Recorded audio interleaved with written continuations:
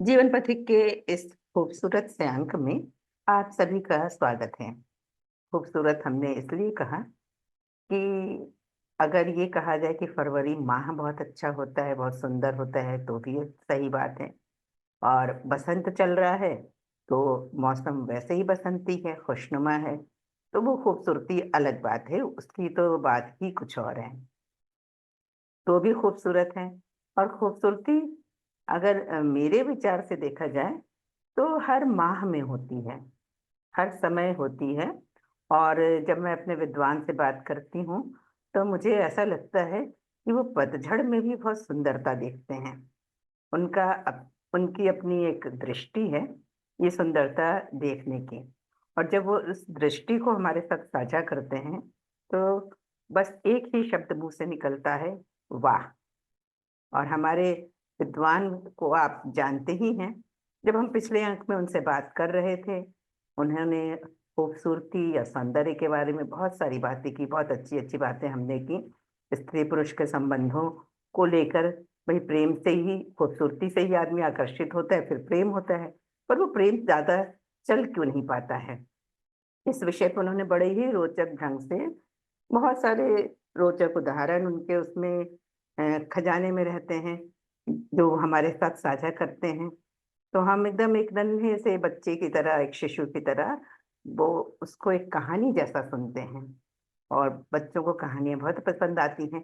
लेकिन असल में जिस बौद्धिक स्तर पर हम हैं, वो उसमें कहानियां ही वो सिर्फ नहीं होती हैं, उसको हम समझते हैं, बूझते हैं और गुनते भी हैं।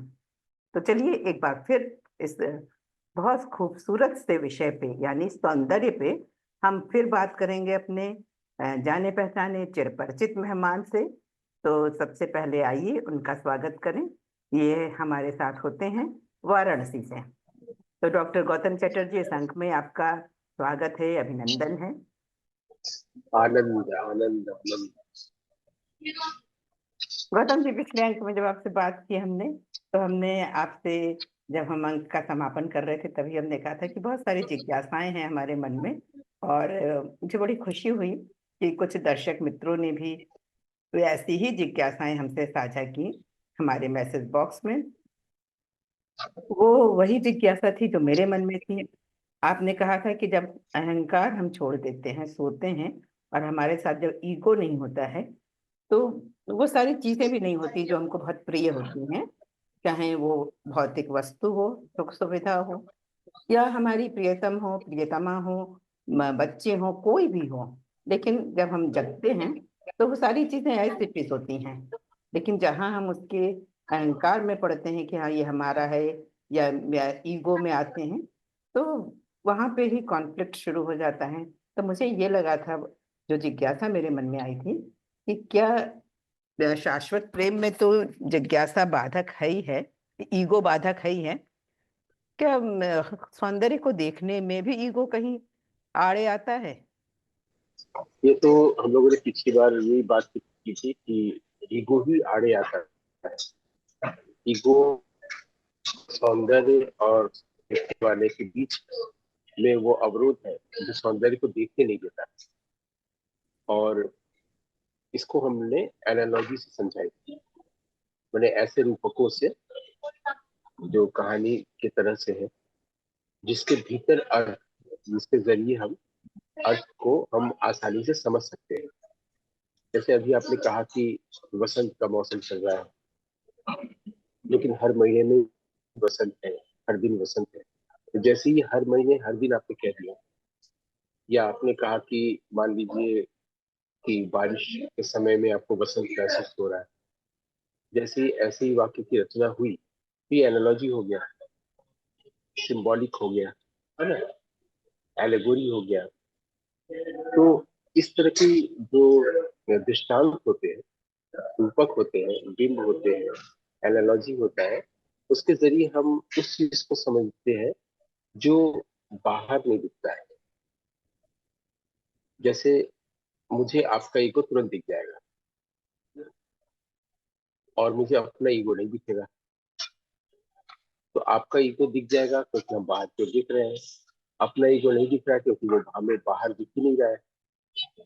तो ये सारे लोग जानते हैं कि इनको होता है और अच्छी चीज नहीं है, लेकिन इतने वर्षों से लोग इसे छोड़ नहीं पा रहे हैं। तो ये देखना चाहिए कि आखिर वो उसका मैकेनिज्म क्या है जो लोग नहीं छोड़ पाते हैं, जिसको कि मैंने इसी इशारे में कहा कि हम चूंकि बाहर ही हमेशा देख रहे हैं और भीतर नहीं देख पा रहे, इसलिए। तो ब्यूटी के इस प्रसंग में हम लोगों ने पिछली बार जो दो एनालॉजी लिया था, एक तो हमने लिया था कि पुरुरवा और उर्वशी का, जिसमें हमने देखा था कि स्त्री और पुरुष का जब भी सख्य भाव या साथ होता है किसी भी रूप में, जब एक दूसरे से जुड़ते हैं, तो वो ज्यादा दिनों तक नहीं निभता है, ज्यादा दिनों तक नहीं चलता है। जो पृथ्वी का जो पहला साहित्य है, वेद, वहीं पर ये बात लिखी। ये हमने इसमें से अगर कोई वेद पढ़ ले तो सारांश ले सकता है अपने जीवन में कि ये जो संघ होता है वो ज्यादा दिनों तक नहीं चलता है, ज्यादा दिनों का नहीं होता है। उर्वशी और पुरुरवा के संवाद से ये सीखने को मिलता है। दूसरा जो हमने एनालॉजी लिया था, वो शायद, हाँ, उसका लिया था जो हमारे यहाँ जो 8 प्रकार की नायिकाएं बताई गई है, उसमें से दो हमने लिया था कि एक तो अभिसारिका होती है, प्रियतमा, जो अपने प्रियतम से मिलने जाती है, लेकिन वो प्रियतम से मिलने इस तरह से जाती है कि कोई देख न ले, अंधेरी रात होगी, पहले का वर्णन है कवियों का, और ब्लैक ड्रेस होगा ताकि काले में काला मिल जाए, कोई देखने ना पाए, कोई जाने ना पाए, और अपने प्रियतम से मिलने जा रही है। इस समय वो प्रेम करने को बिल्कुल इच्छुक है, आतुर, आकुल है। ये होता है अभिसारिका का। इसमें हमारे काव्य शास्त्री में इतने प्रकार से वर्णन है, जैसे ऐसा भी है कि वो सफेद, अब चांदनी है तो पूरा उजाला है रात में, मिलने जा रही है तो ऐसे सफेद कपड़े पहने हैं कि सफेद में सफेद मिल जाए, पता ही नहीं चले कि कोई है। लेकिन इसमें भी देवता लोग या तमाम लोग कई चीजें गड़बड़ करते हैं ना, कि वो चांद को बादलों में छुपा लेते हैं, दिख जाती है अभिसारिका। उसी तरीके से जब एकदम अंधेरी रात में जंगल में काले कपड़े पहन के जा रही है, तब भी वो लोग बिजली वगैरह चमका देते हैं। ये लोग, हम लोग की कहानियों में, काव्यों में बहुत सारी शरारतें भी हैं देवताओं। लेकिन इसमें हमने जो 8 में से 2 नायिकाओं की जो की बात की थी, तो वो नायिकाओं का वर्णन करने के लिए नहीं की थी। दूसरे प्रकार की नायिका थी विप्रलब्धा। विप्रलब्धा क्या होता है कि वो नायिका होती है जो प्रेम करने गई और प्रेम नहीं कर पाई। तो हमने सिर्फ 2 लिया था, अभिसारिका और विप्रलब्ध। इसको एनालॉजी के तौर पर यूज किया था, और वो इस तरह से कि अगर वो प्रकाश रहेगा तो प्रेम नहीं कर पाएगी। तो अगर पुरुष के पास प्रकाश है प्रेम का, तो उसकी रोशनी में वो अभिसारिका लौट जाएगी निराश होकर, और वो विप्रलब्धा हो जाएगी। इसको एनालॉजी के तौर पर इस तरह से किया था कि अगर व्यक्ति के पास, पुरुष का मतलब यहाँ पर स्त्री दे या पुरुष दे, दोनों के भीतर जो पुरुष है, जो ज्ञानी व्यक्ति है, वहां पर ज्ञान ही प्रेम है, उसके प्रकाश में अगर वो है, तो ये जो माया है वो अभिसारिका बन के आती है, मीठी बोली बोल के, और वो फिर ठग नहीं पाएगी। ये एनालॉजी था कि अगर हम ज्ञान के साथ हैं, प्रेम के साथ हैं, तो जो माया हमें हमेशा छल करती है, ठगती है, अभिसारिका बनकर, वो नहीं करता। ये एनालॉजी, और ये एनालॉजी मेरी नहीं है, खूबसूरत एनालॉजी मेरे भीतर से आ ही नहीं सकता है, ये कबीर साहब की एनालॉजी है। उनकी एक रमैनी में उन्होंने कहा है बात को, तो मैंने उसी को सिर्फ दोहराया क्योंकि मुझे बहुत अच्छा लगता है। ये जितनी भी चीजें बाहर है वो सिंबॉलिक। तो अगर आप, हम लोग जब भी भीतर की यात्रा करने जाते हैं, अंतस की, अंतस चेतना की, मन की, और हृदय की, और ईगो की, तो वो दिखता नहीं है बाहर। तो बाहर की चीजें जल्दी समझ में आती है। जैसे मैं आपसे कहूँ अभी, कि अभी अभी पूर्णिमा का दिन गया ना, माघ पूर्णिमा, तो फुल मून जिसको कहते हैं। तो आप देखिएगा, हम लोग जब भी शाम को अक्सर ऐसा होता है ना कि अचानक से जब निगाह पड़ती है पूर्णिमा की चांद पर, तो काफी कुछ वो ऑरेंजिश होता है, तो व्हाइट नहीं होता है। कई बार ऐसा होता है कि वो हमेशा पूर्णिमा का चांद कभी सफेद होता है, फिर बाद में रात में ऑरेंज हो जाता है, शाम को ऑरेंज होता है, रात में हो जाता है। तो इसके साथ ये है कि पूरब से नहीं, उत्तर से हमेशा आप जब भी देखिएगा ये पूरब की ओर होगा पूर्णिमा का चांद। इसको मैं ऐसे कह सकता हूँ कि क्या करे, मैं रह कर भी एक ही क्षण, एक ही दृष्टि, एक ही चीज जब मैं इसलिए आता हूँ क्योंकि पूर्णिमा का चांद हमेशा उत्तर से पूरब से निकलता है। तो अब क्या है कि हम लोग जब भी इसको देखते हैं तो हम लोग को बहुत अच्छा लगता है। बहुत सरल सा वाक्य है ना, पूर्णिमा का चांद हम लोग जब भी देखते हैं तो अच्छा लगता है। साथ में ये भी लगता है जैसे पहली बार देख रहे हैं, जबकि बचपन से देखते आ रहे हैं। ऐसा शायद आपको भी अनुभव होता हुआ होगा, या सभी को होता है ना। तो जब पूर्णिमा का चांद हम लोग देखते हैं, हमें अच्छा लगता है कि पहली बार देखते हैं। ऐसा क्यों? ऐसा सिर्फ इसलिए कि हम लोग जैसे दूसरी चीज से उब जाते हैं, इससे नहीं उबे। कारण सिर्फ ये है कि ये हमारा बनाया नहीं, सिर्फ इतनी सी बात। अब जब हम लोग इसके लिए मेमोरी में जाते हैं, भीतर की ओर जाते हैं, तो वहां से दिक्कतें शुरू होती है। और हम पिछली जो हमारी स्मृति रही है, उसकी कोई मदद हमें नहीं मिलती। मतलब हमने जो पिछले महीने या पिछले साल या पिछला जो पूर्णिमा का चांद देखा था, उसकी कोई स्मृति नहीं रहती, तभी तो ये नया लगता है ना, बिल्कुल नया, जैसे कभी देखा ही नहीं।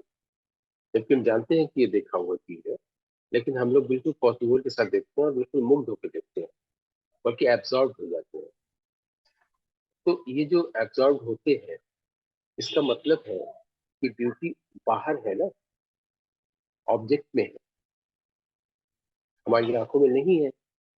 हम लोग आंख से देख रहे हैं और सुंदर वस्तु को देख रहे हैं बाहर की दुनिया में। आंखें नहीं होती तो नहीं देख पाते, लेकिन आंख से देख रहे हैं, सौंदर्य बाहर है, और तब हम लोग इसको कहते हैं कि कितना सुंदर। वैसे ही जैसे हम लोग रास्ते में चल रहे हैं, कहीं भी कूड़ा करकट रहता है तो हम लोग उसको बचा के चलते हैं, वहां पर कभी भी खाना उसको गंदगी कहते हैं ना, हम लोग उसको अवॉइड करते हैं। जो सुंदर नहीं है उसको अवॉइड करते हैं, और जो सुंदर है उसको देखते हैं। इसका मतलब हुआ कि एक वस्तु सुंदर नहीं है, एक वस्तु सुंदर है। इससे ये सिद्ध होता है ना कि ये जो बिहोल्डर वाली बात है, ब्यूटी हमेशा वहां रहती है आंख में, ये बात बिल्कुल गलत हो जा रही है। और ये इतना प्रत्यक्ष मैं उदाहरण दे रहा हूँ कि इसको छोटा बच्चा तुरंत मान लेगा, क्योंकि उसने ये बाकी चीजें सुनाई नहीं, पढ़ाई नहीं है कि ब्यूटी आंख में होती है, ब्यूटी हमारे मन में होती है। उसको लगेगा बिल्कुल सही बात है। और अगर उस छोटे बच्चे का मन हम लोग ले लें, पूरी दुनिया में बड़े लोग भी मान लें, बिल्कुल सही बात है। छोटे बच्चे के पास ईगो नहीं है, उसके पास पास नहीं है, पढ़ा हुआ जाना हुआ नहीं है। वो कहेगा बिल्कुल ठीक बात है कि जो सुंदर है हम उसके प्रति आकर्षित होते हैं, जो सुंदर नहीं है उसको हम लोग अवॉइड करते हैं।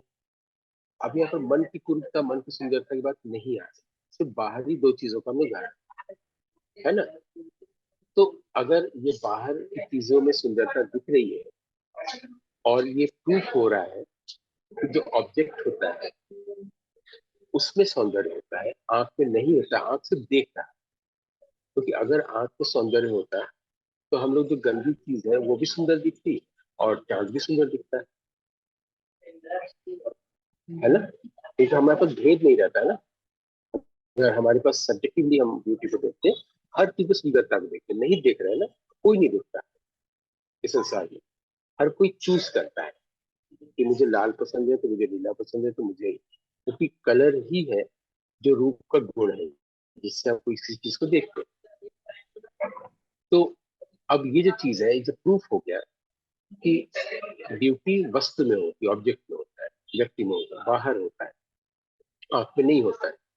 तो अब ये आ सकता है कि फिर बड़े लोग अगर बोल गए हैं कि आंख में सौंदर्य होता है, तो फिर ये कैसे हम रिकॉन्साइल करें, जोड़े? जरूरत क्या है जोड़ने की?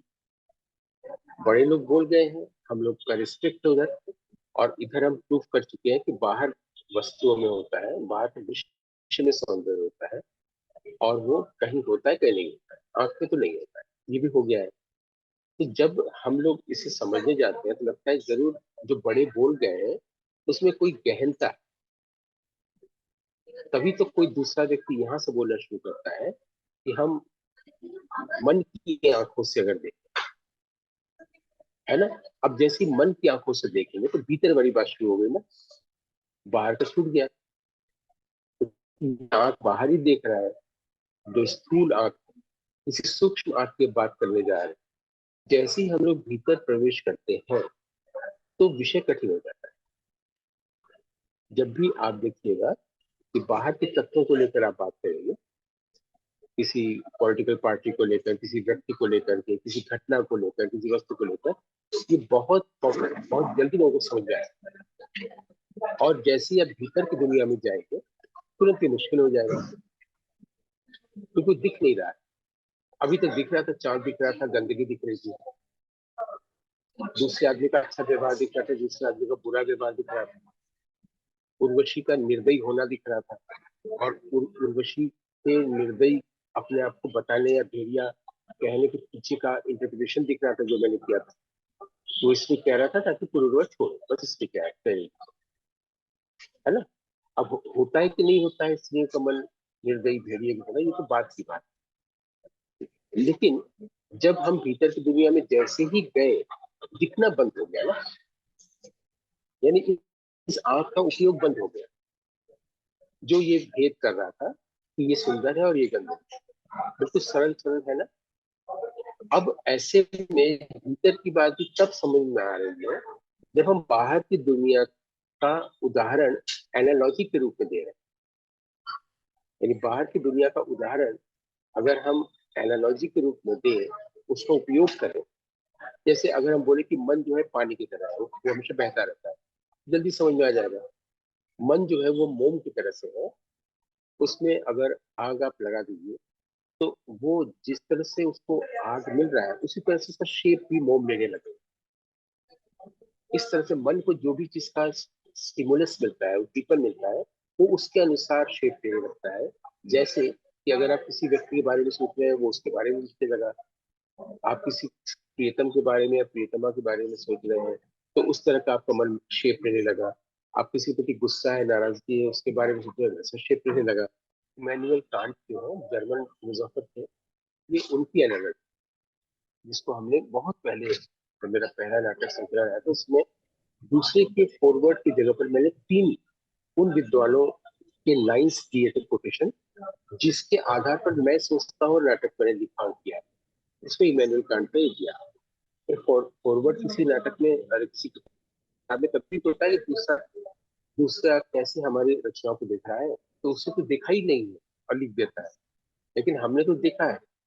हम अगर रविन्द्रनाथ ठाकुर किसी दृष्टि से प्रभावित हुए हैं, प्रभावित होकर कहानियां नाटक लिखे हैं, तो रविन्द्रनाथ ठाकुर का फॉरवर्ड हो गया ना पहले ही, बल्कि बिफोर वर्ड हो गया। तो इस ये है कि हमने शुरुआत की थी किताब में किसी और से प्रीफेस या फॉरवर्ड लिखवाने की जगह पर दूसरा कोई भूमिका लिख दे, प्राप्त कथन लिख दे, हम खुद ही लिखते हैं। ऐसे मेरी कविता की किताब में भी मैंने कविता ही लिख दी प्राप्त कथन प्रीफेस की। मैं ये फिर धीरे धीरे विषय दूसरी तरफ जा रहा है। मैं सिर्फ ये बता रहा था कि ये जो एनालॉजी है, भीतर की दुनिया को भी बड़े लोग जब समझाते हैं तो बाहर की दुनिया को एक सिंबल के रूप में इस्तेमाल करते हैं। सही शब्द तो होगा रेप्लिका। रेप्लिका मतलब जैसे आपको 56 माले की कोई बिल्डिंग तैयार करनी, उसका एक मॉडल पहले तैयार कर दिया कि भाई इस देखो ऐसे बने। छोटे छोटे आपने भी देखे होंगे लोग एक रूम के अंदर कि ऐसे ऐसे बिल्डिंग बनेगा, जैसे होगा। तो वो उसका रेप्लिका होता है, छोटा सा। या मान लीजिए कि जब गणतंत्र दिवस पर दिल्ली में परेड निकलता है, तो उसमें हर प्रदेश का अपना अपना रहता है। आसाम का निकल रहा है, तो बंगाल का निकल रहा है, होता है ना। तो आप देख रहे हैं कि आसाम का जा रहा है, तो उसमें जो बहुत बड़ी सी ट्रॉली है, उसमें बिहू डांस का और सब कुछ सब बने हुए हैं, बड़ा सा आता है। लेकिन सबसे पहले उसका एक छोटा सा बनता है, और वो पहले पास होता है गवर्नमेंट की तरफ से, उस राज्य सरकार द्वारा।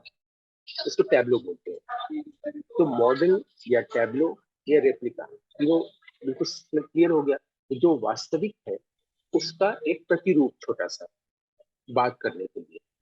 तो उसी तरीके से जो ज्ञानी होता है, जो विद्वान होता है, वो पूरे वर्ल्ड को रेप्लिका कहता है, और उसको कहता है कि वास्तविक जो है वो भीतर का है, जिसका रेप्लिका बाहर है, जो सच नहीं है, जो रियल है। अब धीरे से धीरे हम लोग सरफेस से, सतह से गहनता की ओर जा रहे हैं, क्योंकि हमें पता है कि इस दुनिया में किसी के लिए भी, मतलब बहुत कम लोग हैं ऐसे जो गहनता में नहीं जाना चाहते। हम लोग तो जाते ही हैं हर बार, लेकिन ज्यादातर लोग सतह पर रहना चाहते हैं, 95% लोग।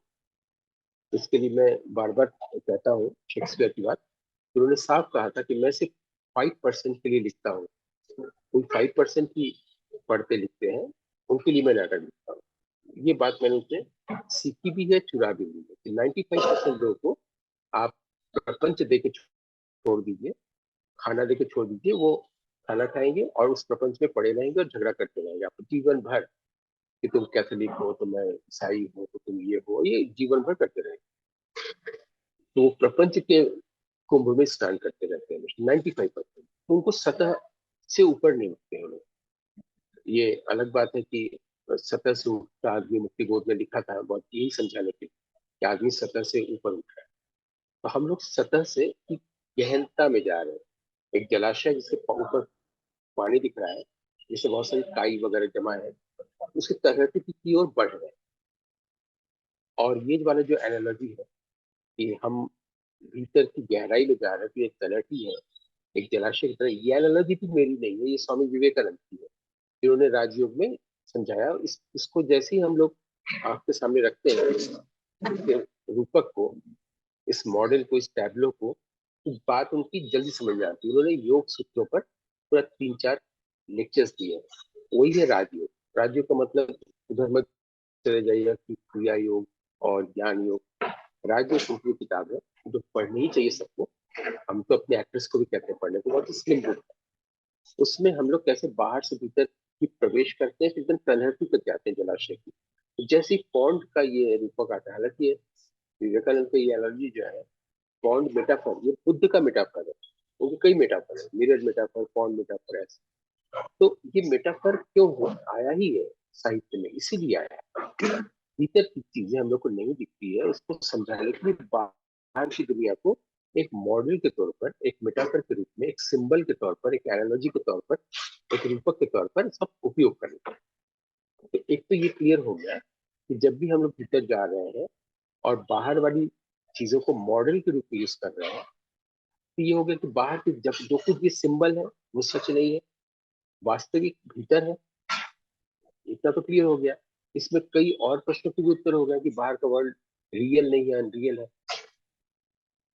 वो सिंबल है, सिर्फ जितने भी दिखते हैं सिंबल है। जो स्त्री है वो भीतर है, जो पुरुष है वो भीतर है, जो प्रेम है वो भीतर है। बस सब चीज का वास्तविक जो है हमारे भीतर है। इस सब धीरे धीरे चल रहा है ना। वो जो चांद दिख रहा है बाहर, वो सिंबल है, वास्तविक चांद हमारे भीतर है। बाहर जो कुछ भी घटना हो रही है, हम लोग एक्सपीरियंस कर रहे हैं, वो पहले ही भीतर घट चुका है वास्तविक रूप से। हम सिर्फ उसको देख रहे हैं सिंबॉलिक। हालांकि साइंस में, फिजिक्स में इसकी भी एक थ्योरी बहुत पहले बना चुके थे। वो है theory of implicate order. David Bohm थे लंदन के, जो आइंस्टाइन के संपर्क में भी आए थे, और लोगों के लिए। तो डेविड बॉम का ये थ्योरी है, थ्योरी ऑफ इम्प्लिकेट ऑर्डर, जिसमें उन्होंने कहा है कि जो कुछ भी हम लोग देखते हैं, जितनी घटनाएं, वो सब किसी और प्लेन पर, किसी और स्तर पर घट चुकी होती है। उनको अभी, क्योंकि अगर आप भीतर कहेंगे वो, तो फिर उनको प्रूफ नहीं करना, प्रूफ कैसे करेंगे? फिजिक्स में प्रूफ करना पड़ता है। उसी वो भारतीय दृष्टि पहले से ही है जो वास्तविक, जो रियल है, जो सत्य, वो हमारे भीतर है, जिसको आप ईश्वर कह सकते हैं, ब्रह्म कह सकते हैं। और बाहर जो है वो उसकी छाया है। यहाँ पर भी फिजिक्स में भी एक नियम है कि ये जो बाहर सूरज चांद आदि आदि है, वो सूरज सूरज की छाया है, चांद चांद की छाया है। तो व्यक्ति की छाया चांद की छाया तक गया है, व्यक्ति अभी तक चांद में गया ही नहीं। ये सब भी चल रहा है ज्ञान की दुनिया में, पूरे वर्ल्ड में। और ये सब बहुत पुरानी बातें होंगी, मतलब ये हम 30-40 साल पहले का पढ़ा हुआ है, जो मैं भी हो रहा है। तो और ये अब आप देखिए, ये लग भी रहा है कि अगर बाहर की दुनिया सिर्फ प्रतिरूप है उस वास्तविक दुनिया की जो हमारे भीतर है, तो हम धीरे धीरे भीतर जा रहे हैं। जैसे जैसे हम बाहर से भीतर की ओर जाते हैं, वैसे वैसे कोई चीज है जो छोटी पड़ती जाती है, और कोई चीज है जो बढ़ती जाती है। जो चीज बढ़ती जाती है वो हमारे भीतर का नॉलेज है, लाइट है, ये बढ़ता जाता है। और जो कम होता जाता है वो है ईगो, वो धीरे धीरे कम होता जाता है। और जब हम लोग भीतर पूरी तरह से गहनता में और उतर जाते हैं, तब हमें दिखता है कि वो जो भीतर जो हमें तलहटी दिखी, मन की तलहटी दिखी, थोड़ी देर के लिए मन समझ में आएगा इसके बोल रहे हैं, जो मन की तलहटी दिख गई पूरे जलाशय की, वो ही सत्य है, वो हमेशा है, इसलिए सत्य है। बाहर जो कुछ भी है वो हमेशा नहीं है, इसलिए असत्य है, झूठ है। और वो सत्य है, और वो हम है एक्चुअली। और वो जो हम है वही प्रेम है, यानी हम प्रेम है।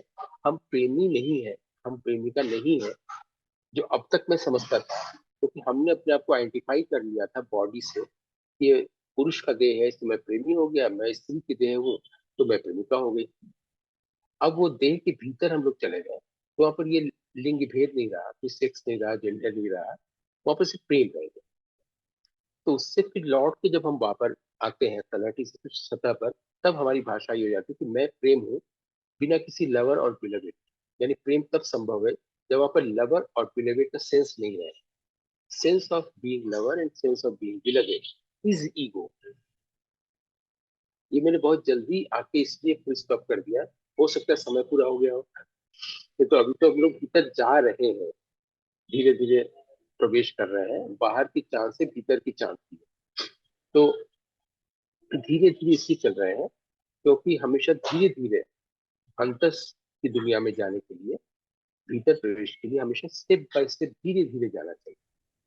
तो जल्दी की हम लोग को आदत होती है, बुद्धि बहुत जल्दबाजी में रहती है। बाहर की दुनिया में हम लोग बहुत जल्दी, बुद्धि दिमाग चलता रहता है, सारी चालाकियां, सारा प्रपंच। लेकिन अगर किसी को गहन रुचि है, अगर वो किसी भी चीज को वास्तव में जानना चाहता है, फॉर एग्जाम्पल ब्यूटी, तो फिर ब्यूटी को जानने के लिए हमें अपने भीतर जाना होगा। तब हमें उन बड़े लोगों की बात सही लगेगी कि सौंदर्य जो होता है वो आंख में है। अब सौंदर्य आंख में होता है, इससे भी गहनता में हम लोग जा सकते हैं। क्योंकि जब तक दूसरों की बात हम कह रहे हैं कि सौंदर्य आंख में होता है, ये भी झूठ हो गया, क्योंकि बाहर दुनिया से है। जब तक हम भीतर से जा करके तलहटी से लाइट लेके नहीं आते हैं और उसमें हम अपना प्रकाश नहीं डालते हैं, तब तक वो मृत है। जैसे ही हम किसी चीज में अपना लाइट डालते हैं, नया भाव भरते हैं, नया अर्थ डालते हैं, तब वो फिर से जिसको वो फिर से प्रकाशमय हो जाता है। इस दृष्टि से वेद से लेकर के बुद्ध होते कबीर तक सारी चीजें मृत पड़ी हैं। हम जब अपना लाइट डालेंगे, क्योंकि ये जीवित, हम हम जब अपना लाइट डालेंगे तो कबीर और वेद जीवित होंगे। अदरवाइज वो हो चुका है, बाहर की दुनिया का हो गया, जो मेरी हमारी मेमोरी का अंश हो गया। अब क्या है, वो पास्ट हो गया है। पास्ट का मतलब ही है ग्रेवयार्ड। कब्र में से कुछ हड्डियां निकल सकती हैं, और कुछ नहीं, इसलिए उसको दोहराने की कोई जरूरत नहीं होती है। इस तरह से भी हम लोग देख सकते हैं कि कल जो बीत गया है उसको भी हमने प्रेजेंट कहा था, आज को भी प्रेजेंट कह रहे हैं, और जो कल आएगा उसको भी प्रेजेंट कहेंगे। तो जो कुछ भी हम एक्सपीरियंस करते हैं वो हमेशा प्रेजेंट में करते हैं, प्रेजेंट को करते हैं। हम लोग कभी भी पास्ट को एक्सपीरियंस नहीं कर सकते। पास्ट को लेकर सोच सकते हैं, फ्यूचर को लेकर सोच सकते हैं, एक्सपीरियंस नहीं कर सकते। ऐसा आप नहीं कर सकती है कि 16 दिन पहले जो दुख हुआ था, चलो आओ इसको फिर से एक्सपीरियंस करें अभी। या आज से 100 दिन पहले जो हमने सांस ली थी, चलो उसको एक्सपीरियंस करें। कोई व्यक्ति पास्ट को एक्सपीरियंस नहीं कर सकता सिवाय सोचने। एक्सपीरियंस जब भी कर रहा है तो प्रेजेंट होगा, प्रेजेंट होगा तो ही एक्सपीरियंस हो पाएगा। इससे प्रूफ होता है कि कोई चीज है जो हमेशा प्रेजेंट हमारे पास, आपके पास। वो क्या है, उसको जानने के लिए हम बाहर नहीं जा सकते। बाहर जाने पर चीजें बदल रही है जो हमें देखने नहीं दे रही है, उस चीज को जो इस बदलती हुई दुनिया के संसार के पार, संसार और जगत को भी समझ लेना चाहिए। जो हम लोग फिजिकल वर्ल्ड देख रहे हैं वो दुनिया है, जगत है, वो संसार नहीं है। उसके बारे में जो हम सोच रहे हैं थॉट में, वो संसार है। और वहां से शुरुआत होती है ईगो की रचना। ये जो थॉट है, उसने बना दिया शब्द माइंड, उसने बना दिया ईगो, उसने ईगो इंटेलेक्ट पे यूज कर लिया, और वो हमेशा पास्ट में ही ट्रेवल करेगा। और मैंने कहा कि अगर आपको एक्सपीरियंस करना है चांद को, तो प्रेजेंट में आना होगा, क्योंकि एक्सपीरियंस प्रेजेंट में होता है, पास्ट का लोग नहीं कर सकते। तो ये सब बहुत सरल सरल शब्दावलियों का प्रयोग करते हुए हम उस दुनिया की तरफ ले जाना चाह रहे हैं जहां पर प्रियतम और प्रियतमा नहीं रहेंगे। एज ईगो सिर्फ रहेगा प्रेम, सिर्फ रहेगा सौंदर्य। वो न सब्जेक्टिव है, न ऑब्जेक्टिव, न आंख में है, न दृश्य में है, न देखने वाले में है, न वस्तु में। जब देखने वाला नहीं है, जब देखने वाला दृश्य और दर्शन तीनों नहीं है, तो जो है वो ब्यूटी। अब आप वाह, आगे क्या बताइए कि हम लोग क्या इस पर और कितना बात कर सकते नहीं, बहुत सुंदर बात कही आपने। हालांकि बात तो आपकी और भी सुनने का मन कर रहा है इस विषय पे, लेकिन हैं। एक लाइन जोड़ दे, सॉरी मेनका जी, कि आपका प्रश्न ये था कि क्या ईगो बाधक है, और मैं बता दिया कि व्यक्ति जब तक है, जो देख रहा है वो नहीं है, तभी सौंदर्य है। ये आपका उत्तर हो गया कि वही ईगो है जो देखने नहीं दे रहा है, वही बाधक ही है। जब वो नहीं रहा, दृष्टा नहीं रहा, तो सौंदर्य रह गया। ये उसका उत्तर। क्या बात है। मतलब जो आपने कहना चाहिए सिनॉप्सिस किया एक लाइन में, बहुत सुंदर है कि जब दृष्टा नहीं है, देखने वाला नहीं है, तब सौंदर्य है। और सबसे अच्छी बात तो ये रही कि एक जैसे कुछ सेंटेंस होते हैं, जैसा आपने कहा कि आपने बहुत सारे सेंटेंसेस बताए सुंदर सुंदर, कि किस तरीके का हो सकता है कि स्त्री क्या पुरुष का मन है और पुरुष क्या स्त्री का मन। उसी तरीके से एक जो सेंटेंस आपका बहुत सुंदर लगा मुझे, वो ये कि अब बाहर के चांद से हम अंदर का चांद निकाल के ले आए हैं। जब वो अंदर का चांद आपने जो दिखाया, वो सबसे सुंदर था। और सबसे सुंदर बात है कि जो है, वी आर नॉट लवर और बिलवेड, बीइंग लवर और बिलवेड इज ईगो। और जब हम दोनों चीजें नहीं रहती है, तब जो है, जो रहता है वो प्रेम है, जो सबसे सुंदर है। तो बहुत सुंदर बात के साथ मैं आपका जो आपने कहा एक सेंटेंस में, उसके लिए धन्यवाद देंगे। तो मित्रों, हम आइए डॉक्टर गौतम चटर्जी को इस अंक में इतनी अच्छी बातें बताने के लिए उनका शुक्रिया अदा करें। तो गौतम जी, इस अंक में आपने जो इतनी अच्छी अच्छी बातें बताई, इतने अच्छे कोटेबल सेंटेंसेस बताए, उसके लिए आपका बहुत बहुत शुक्रिया। आनंद आनंद आनंद।